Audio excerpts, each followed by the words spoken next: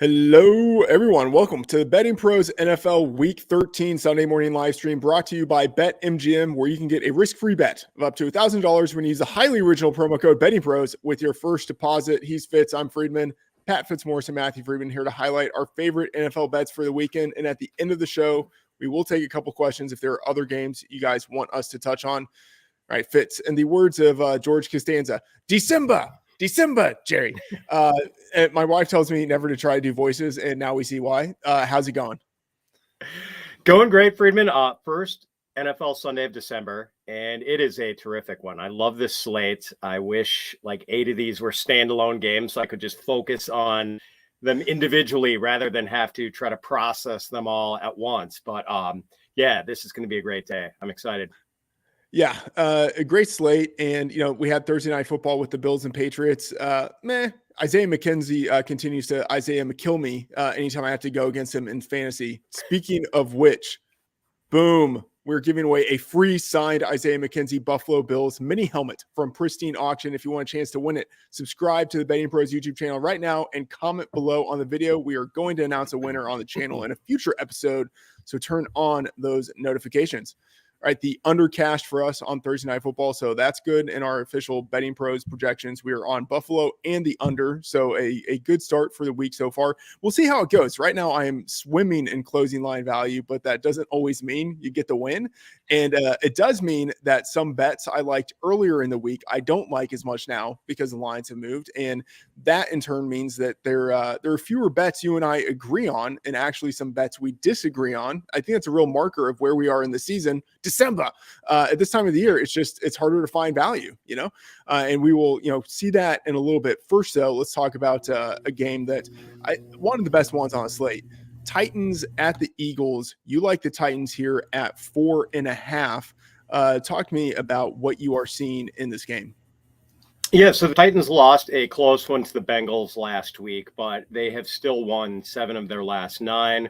And Freedman, I have professed my respect for Mike Vrabel on this show on several occasions. Like the Titans, even though they're facing one of the better teams undeniably in the league today, you just know that the Titans are going to throw their best punch because they always do with Mike Vrabel at the controls. And the last time the Titans lost a game by more than 3 points was week 2 when they were blown out by the Bills. I guess that was the one time this season they haven't thrown their best punch. And the Titans offense is built to capitalize on the Eagles' defensive weakness, which is the run defense. The Eagles are second in DVOA against the pass, but they're only 24th against the run. And we know what the Titans are going to do, how they're going to attack this Eagles defense. They're going to try to run it down their throat. So, and let's face it, the Eagles have not looked like world beaters lately. In their last 3 games, they were first thoroughly outplayed by the Washington Commanders at home on Monday Night Football, sort of embarrassed, quite frankly. They barely squeaked by over the Colts 17-16 in Indianapolis the following week.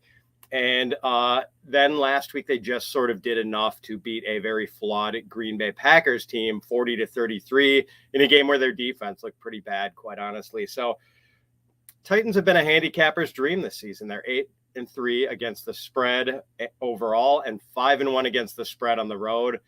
I think they keep it close and, hang with the Eagles, if not win this one outright. Yeah, I have this projected differently. My numbers do point towards the Eagles. I have this as 5.75, but I haven't bet the game, which is like, that sort of says it. Like, I don't trust. It's not that I don't trust the number, just, the number's the starting point. And as you mentioned, I don't like the matchup with Derrick Henry and the run offense for the Titans going against a pretty vulnerable run defense for the Eagles. You can see how this ends up going in the direction for the Titans. So I can see that there. The first game I'm looking at here, Vikings -3 versus the Jets. Let me make sure that is still the number that is out there, although I'm pretty sure it is. It's just kind of been sitting around at -3 all week. With really no action moving it one way or another. If you look at I'll just say Fitz, I imagine you're probably not so into this bet. But maybe, I don't know. We'll see. I know you don't have a ton of respect for the Vikings, but one thing I will say is that just in a vacuum, this feels like objective fact. The Vikings are better than the Jets. people might not really believe that, but if you look at any power rating system, Massey Peabody, ESPN, FPI, the power rank, whatever it is, the Vikings are at least a point ahead of the Jets in most power ratings. Normally, a point and a half or 2 points ahead of the Jets. And I moved the Jets up significantly since last week because of Mike White, but he still had some bad games in his career. He's a dink and dunk passer. Like maybe he's good, but maybe he's just a step above Zach Wilson, which isn't really saying a lot. Minneapolis has one of the best home field advantages in the league. They have 3 extra days of rest. I think what this line is saying is that the Jets and the Vikings are about even on a neutral field, and I don't think that's the case. I have this at 4.5. So on the key number of 3, I think there's good value. Fitz, do you disagree? I'm sort of treating this one the way you are treating Titans Eagles. Like, I agree that this looks like it should be a cover for the Vikings, that this should be more like 4 or 4.5, but I cannot bring myself to bet it just because, like, the Jets with Mike White and having a functional offense now, and we know their defense is really good. The defense is going to cause problems for the Vikings. I think they can ugly this one up and keep it close. I could see the Vikings covering. I could see the Jets winning outright. I just kind of want to stay away from this game, but I tend to be with you. And, if I had to pick this game, I would pick the Vikings. All right. One game where we're going against each other on this, and this is good. I think just in terms of what you're seeing in the market, the Giants hosting the Commanders. If we're looking at BetMGM, remember the highly original BettingPros promo code gives you that $1,000 risk-free bet. If you're looking at BetMGM, this line is 2. If you're looking at DraftKings, 2.5. If you're looking at FanDuel, this line's actually moved to 1.5. So there is some movement in the market there showing that, there's two-way action on this game, and the market isn't really sure what to make of it. Fitz, you like the Commanders. So I'm imagining you would be taking them at the lower line of 1.5 at FanDuel. I like the Giants. I would be taking them at the optimal line of 2.5 at DraftKings. Where do you think the edge is in this game here? What makes you lean towards the Commanders? 2 teams headed in opposite directions, Freedman. The Commanders have won 6 of their last 7, and they are 6-0-1 against the spread over that stretch.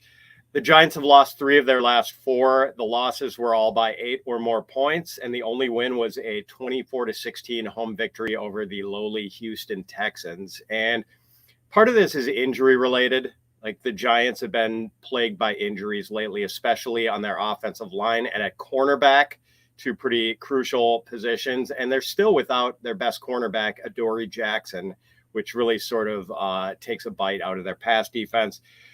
It's possible the Commanders get Chase Young back for this game. I believe they said they were going to have him try to warm up on the field before the game to see if he was okay. So that would further bolster a defense that has allowed only 15.4 points a game since week 6.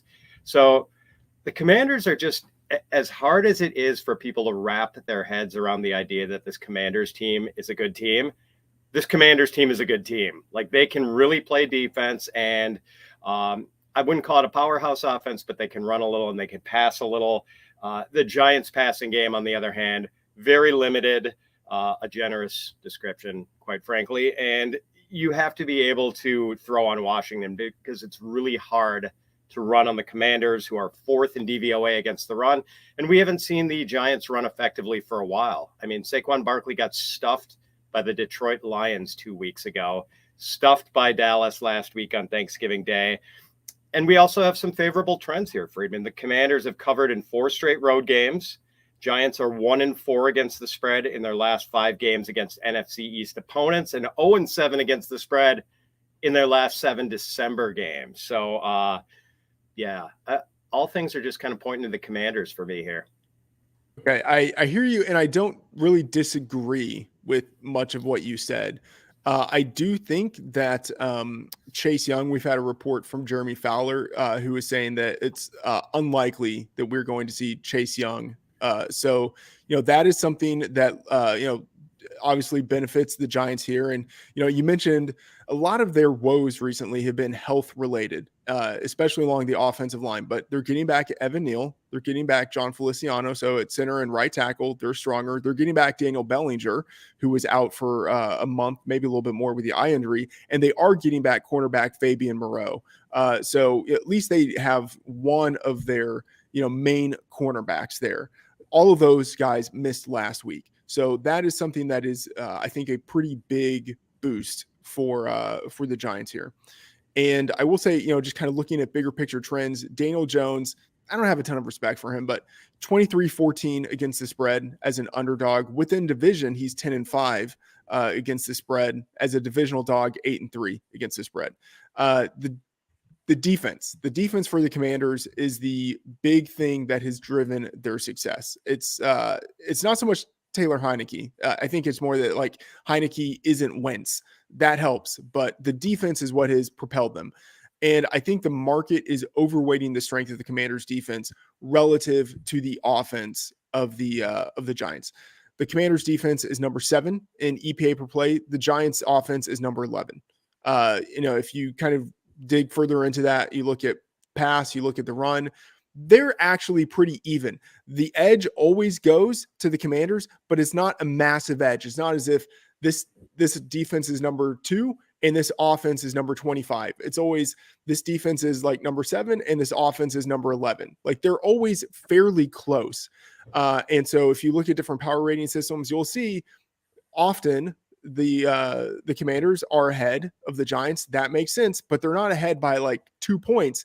Normally they're separated by less than a point. And I just think you look at where the Giants have an edge. They're at home. They have 3 extra days of rest. They're getting back all of these players.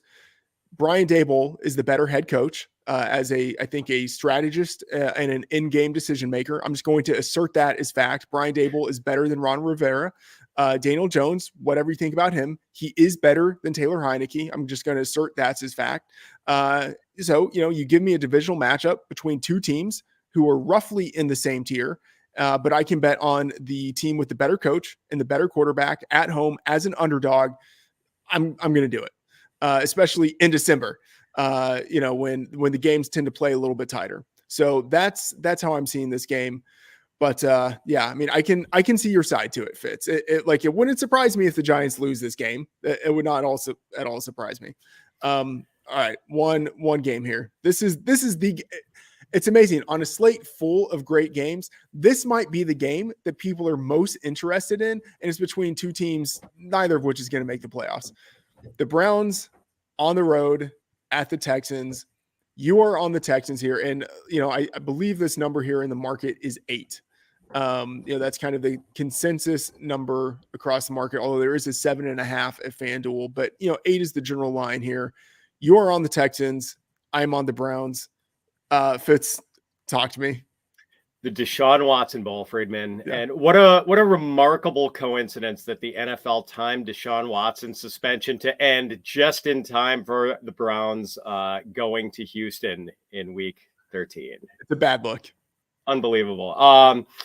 So yeah, this is a very narrative-driven selection for me this week. And I tend to not be narrative-driven with my betting, but this is the Texans Super Bowl. I mean, we know this game's going to get a lot of attention. The Texans know this game's going to get a lot of attention, and that this is going to be the 1 week remaining in the season where people care about how the Texans perform. So I think they're going to be motivated by that. I think they know it's an important game for the franchise. Like getting steamrolled by Deshaun Watson in his first game back would be a pretty tough pill to swallow for the Texans organization. So this game's in Houston. I think the fans are going to be whipped into a lather for this one and vocal. And like, is Watson going to be in peak form after this layoff? He has not played a regular season game in 23 months since January 3rd, I believe, 2021. And the last time he played at all in any sort of NFL competition, week 1 of the preseason, where he looked rusty as hell. 1 of 5 passes completed for 7 yards. Beyond the narratives, the Browns defense just isn't good. Like, neither is the Texans, but the Texans are actually better in DVOA on defense, 27th versus 29th for the Browns. I don't know. I just think the Texans come out fired up for this one and make it a close, entertaining game in a game, who could have believed that it would be so fraught with anticipation? But yeah, I'm excited about this one. Did you ever see, this is going way back, did you ever see the movie The Great White Hype? I don't think I did. Okay. Boxing movie, Samuel L. Jackson, Damon Wayans. They have to sort of generate this interest in the sport of boxing because Damon Wayans is just so dominant as a boxer that people are becoming disinterested, and so they find a guy who beat him like years ago when they were both like coming up through the ranks, like the only guy that he ever lost to, who's not even in boxing anymore. And they get him sort of trained up, and they make it seem like there's going to be this really awesome heavyweight fight between them. Damon Wayans isn't even like training for this fight. Just total disrespect for this guy. They get into the ring, and like within 15 seconds, Damon Wayans just like knocks him out and then walks out of the ring. I mean, why am I talking about this movie that I saw once like 20 something years ago? That's what this feels like. It's going to be like all of this hype. The Texans fans getting up for, I totally agree with you. This is their Super Bowl. This is the one game where they might have a true home field advantage. It is going to be an extremely hostile environment for Deshaun Watson, just based on everything that has unfolded since he last played for the Texans. I mean, yeah, I can buy all of that. That said, this is the worst team in the league. Like even with the situation with what's happening with the Rams, with no Matt Stafford, no Cooper Kupp, no Allen Robinson, no Aaron Donald, the Texans still might be worse than that team. Maybe not, but it's close. And that should kind of tell you everything. This is actually a good Browns team. They were good on offense, especially with Jacoby Brissett, who is not that great of a quarterback. But within this system, he looked pretty good this year, had the best season of his career. Deshaun Watson, assume that he's going to be a little bit rusty, right? As you mentioned, he hasn't played in almost 2 years. But, last time we saw him, he was number 1 in the league in yards passing, number 2 in adjusted yards per attempt. He is the better quarterback, and he's going into what is probably going to be the best offensive system of his career, going against a team that is absolute dog food. Okay. I think that even with all of the circumstantial things that point towards this being a get up game for the Texans, it feels like a lot of hype where within a quarter, you're just going to see a pretty big difference in class between these organizations. So especially with no Derek Stingley out, who's out for a third straight game with a hamstring injury. So yes, I'm going to be on the Browns here. I like this number much better at 7. I still like it fine enough at 8. All right. For what it's worth, Sam Young in our chat agrees with you. He says Texans are horrible. Come on, Fitz. Let's go Browns in a blowout. Okay, here's the one thing I would say, though. If I had to approach this game, I think wide range of outcomes, right? And so I think we see a Browns blowout, or we actually see a close Texans victory. Like I could see it, like if the unthinkable happens, I don't think it's, the Texans lose by 1 point. I think it's like somehow the Texans won, like I could see it being in that range. So if you think there's a wide range of outcomes here, maybe you actually sort of split it in terms of how it is that you're betting on it. But I wouldn't do it. Or if you're on the Texans, I might just do the money line. That's maybe the way I would approach it. All right, one game here, and Sam, who wants to talk about Chiefs, Bengals, which way we're leaning. We'll hit that at the end of the show. All right, Fitz, let's look at some of the totals here. We are both on the same side of Broncos, Ravens, under 39.5. Big surprise that we're taking the under in a Broncos game. Fitz, do the heavy lifting here. Tell people why they should be taking the under. Yeah, Russell Wilson has thrown 4 touchdown passes in his last 6 games, and the Broncos are averaging 13.7 points a game over that stretch. I think I saw something where like the Broncos are averaging the fewest points since the year 2000. Like their offense is by some measures the worst since I want to say oh man, I can't remember who it was in 2000. The Browns. I think Was it it's the like Browns? the expansion Browns. Yeah. It's bad. And today they're going to be facing a Ravens defense that's top 10 in DVOA. They're 9th overall. And in reality, the Ravens defense now is probably better than that number because they have since added Roquan Smith, a difference maker at linebacker. And the Ravens, meanwhile, have not exactly been lighting up the scoreboard themselves. They're averaging 22 points a game since the start of October, and they have not scored more than 27 over that span. Lamar Jackson averaging just barely 200 passing yards a game. Gus Edwards, effective as a runner, but not exactly explosive. And the one phase of the game where the Broncos are good is defense. They're giving up 17.6 points a game this year, and only once all season have they given up more than 23 points. So the Broncos are an under lover's dream. And, you can't get this number low enough for me to bet on, I think. And I'm pretty honestly surprised to see it hovering close to 40. Yeah. So this is looking at it now. It's 40.5 at BetMGM, still 39.5 at FanDuel. I logged this at 41 via the look ahead number. And that's where I put it in here we go, the BettingPros app, where you can sync up with sportsbooks, get free betting advice and picks, and track different experts, line movement, and your own bets. And you can set alerts. We monitor all the major sportsbooks. So when one of them has a line move that hits a threshold you've set, you get an alert. So download the app today in the Apple or Google Play Store. All right, Fitz, you hit it. The Broncos, great defense, terrible offense. They are 10-1 to the under. They are just a perfect under team. I have this projected at 38.7. All right. We talked about the Browns-Texans game. You like the Texans. You also like the under of 46.5. Yeah, I do. A rusty Deshaun Watson, run heavy game scripts for both teams since they both have lousy run defenses, which means the clock is going to keep running. I wish I could put down a prop bet on the Browns-Texans game being the first game to end in the early window. I think we're going to see a lot of running clock in this one. Browns are 17th in offensive pace. Texans are 22nd. So these are fairly leisurely paced teams. And the Texans have not scored more than 17 points in a game since October 30th. Raising that point sort of undermines my own pick of the Texans in this game. But, the Browns are averaging 21.7 games over their last 6. So neither team is really explosive. As bad as these defenses are, I don't see these teams lighting up the scoreboard. All right. I hear you there. I'm also taking an under. Big surprise. It's what I do. The Giants Commanders talked about this game earlier. This correlates with my preference to the underdog Giants. If you like an underdog in a lower scoring game, normally you like the under. And it's a divisional game outdoors in December. Fitz and I normally think that weather is overrated, but cold temperatures do tend towards slower games.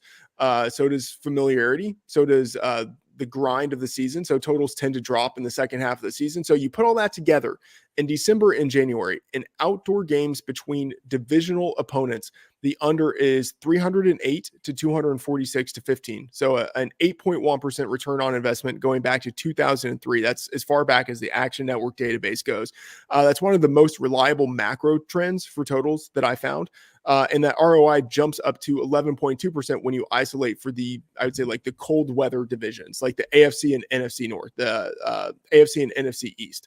I have this projected at 39.7. So I do see some value on Giants Commanders under 42. All right, Fitz, another game here. Dolphins 49ers. I think this is going to be a really fun game, whether people are betting on it or not. You do see some value on the over here of 46.5. Yeah, I see even more value on it now that it has dropped to 45.5 at DraftKings as of this morning. I'm not sure if that's where it is in most other spots. Yep. All right, so it's going down, and maybe that has something to do with the Dolphins tackles being banged up, and certainly, not a good team to have your tackles banged up against with, Bosa bringing heat off the edge. But the Dolphins have scored 30 or more points in 4 straight games, and the number of points total scored in the last 4 Miami games is 56.5. Like, Miami is an over team big time. Like, do we think a Kyle Shanahan, Mike McDaniel game is going to be some sort of low scoring affair? Like, I don't think so. I Yeah. mean, the analysis is pretty simple here, Freedman, but like, I'm surprised to see this number in the mid 40s.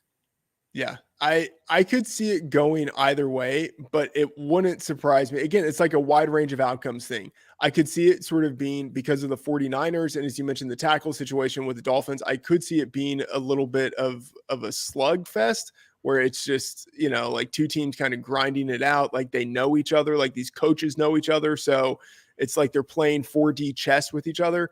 But man, I could also see it going another way where, as you say, like we just see points, just tons of points. So yeah, I haven't taken a side. I haven't taken a position on the total yet. I probably won't. But yeah, if I had to do something, it would probably be the over here. One game we haven't talked about, but I know that you will probably be watching, Midwesterner that you are, Fitz. Bears, Packers, over 44.5. Now, this goes against my cold weather divisional under trend, but it's the Bears. They are an over team with Justin Fields. He's probably not quite himself, but I think he will still be good enough. I think he will probably run more than he should, help them extend some drives with his legs. And the Packers are vulnerable against the run. And the Bears defense is so bad. No Roquan Smith, no Robert Quinn. The secondary is missing three starters and Kyler Gordon, and then safeties Eddie Jackson and Jaquan Brisker, and their backup safety, Dane Cruikshank, who definitely sounds like a Harry Potter character. He would be starting, but he's out. And so they're very decimated on the defense. And Rodgers has historically done well against the Bears, whom he owns, in his own words. I think he continues that trend in this game. So I have this projected at 46.2. I do like the over on 44.5 is the number out there. All right. The underdog money line parlay, Fitz, Texans. You're on it here. Yeah, plus 265. You said it, Freedman. Like, wide range of outcomes that not only, like, if the Texans come through in this one for us, maybe it's not just that they lose a close game, but that they flat out win outright. I could totally see it. I like the pot odds at plus 265. All right. I'm going with Chargers, not nearly as sexy as your plus 265 on the Texans. Chargers plus 115. Yeah, and if you put that in our parlay calculator, that comes out to, I believe, around plus 675. I originally liked the Raiders as 2.5 point underdogs, but now they're 2.5 point favorites. So I think there's value on the Chargers. Underdogs against Derek Carr are 19-25 on the money line, which comes out to a 9.1% ROI. Yeah, like I think that the Raiders, I think this game is basically a pick 'em, right? And so I will be taking at plus money the Chargers in the spot. All right, so I believe there were some questions in here. Who was it? Was it Warren? Sam wanted us to talk about the Chiefs Bengals, which we haven't talked about. I think this game is pretty much, in terms of the Vegas lines, where it should be. But Fitz, any thoughts on this game here? Why do I think we're going to be on opposite sides of the fence on this one, Freedman? I know that you are a Patrick Mahomes and Chiefs fanboy, but like, I don't know, man. The Bengals won 5 of their last 7. They've been terrific at home. They have just been wiping people out at home. 3-1 at home this year. The only loss was their week 1 3-point toe stubbing against the Steelers, which looks more and more inexplicable by the week here. Bengals have just been really good, and they've been really good against the spread this year. So I'm kind of inclined to take them in a game where I know probably even a lot of the smart money is going to be on Kansas City. Yeah, Joe Burrow as an underdog is just historically pretty good. I have this at 2.5, so not all that far from 2. In a week where I've bet on a lot of games, this is one game I haven't bet on, which is just kind of my statement of like, I think this market is pretty much where it should be. If I had to take a bet, it probably would be Kansas City. I feel like anything under a field goal, there's probably a little bit of value there. Patrick Mahomes as a big favorite historically doesn't cover. As a small favorite or as an underdog, that's kind of the spot where Mahomes tends to outperform. So if I had to bet on it, I probably would be on Kansas City, as you said there. But this is a game for me where I'm probably not betting. I think the market is spot on here. Do you have an inclination on the total for this one? one of the higher numbers on the board this week. Yeah, I think, where is it right now? It's around like 52 and a half, right? I thought I saw. Go ahead. Oh, go ahead. I was just going to say, I thought I saw 51 and a half, but maybe it's gone up a little bit. Yeah, looking at now, 53 at BetMGM, Oh, wow. 52 at DraftKings, 52 and a half at FanDuel. I have it at 53.7. You know, I can see how it goes over. I have it projected to the over, but I don't see massive value there. And I don't know. I kind of don't want to touch too much of that game because I feel like I'm going to be wrong in some way. Okay, so quick recap here. I'm on the Vikings -3. Fitz likes the Titans at +4.5. We're on opposite sides of Giants Commanders. I like Giants at +2.5. Fitz likes the Commanders at 1.5. A little bit of a divergent market there. On Browns Texans, I am on the Browns -8. Feels a little bit disgusting. Equally disgusting, Fitz is on the Texans at +8. On Broncos Ravens, Fitz and I are in lockstep under 39.5. This is actually moved up to 40.5, so some value there. Giants Commanders, I am under 42. Browns Texans, Fitz is under 46.5. Bears Packers, I am over 44.5. And Dolphins 49ers, Fitz is over 46.5. For the money line underdog parlay, I am Chargers +115. Fitz is Texans +265 for a combined, I believe, 675. All right, Fitz, your Sundays are always busy. What do you have going on after this? Very quickly after this at 11 a.m. Eastern, I will be jumping on I'll be doing a Twitter takeover of the Fantasy Pros account. So if you have any pressing fantasy questions, any lineup dilemmas, come hit me up and I'll be happy to weigh in on that. So that's about it. And really looking forward to today's slate of games. Can't wait. It's going to be a good day of horizontology on the couch, Freedman. That's good. That's a good term there. All right. So one more question here. We had Colby asking about props. Justin Fields over under 66.5 rushing yards. I'm going to say I have it projected to the under. I have it at 56.3, but that feels like I'm just asking for trouble. Like, I don't think Justin Fields should be running in this game, but maybe he will. And I mean, all it takes is one scramble out of the pocket against a Packers defense that can't defend the run, and he hits the over here. So Fitz, do you have any quick opinion on that?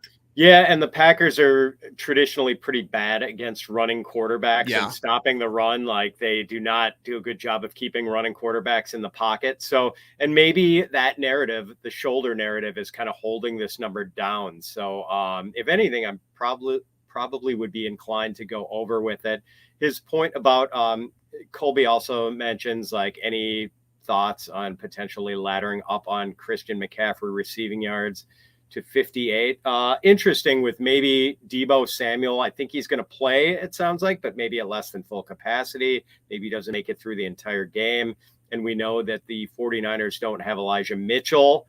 Not sure who their complimentary back is going to be, but yeah, I mean, it's kind of intriguing to think that maybe we could get finally a big Christian McCaffrey receiving game for the 49ers, although we have not really seen them fully deploy him in that role yet. So I don't know, 58 might be a little too steep.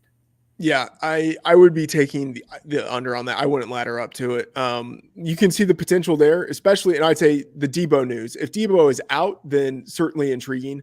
But if Deebo is in, I wouldn't do it because even when they have been targeting McCaffrey, they haven't been highly efficient with that usage. So I probably would not be taking that opportunity. All right.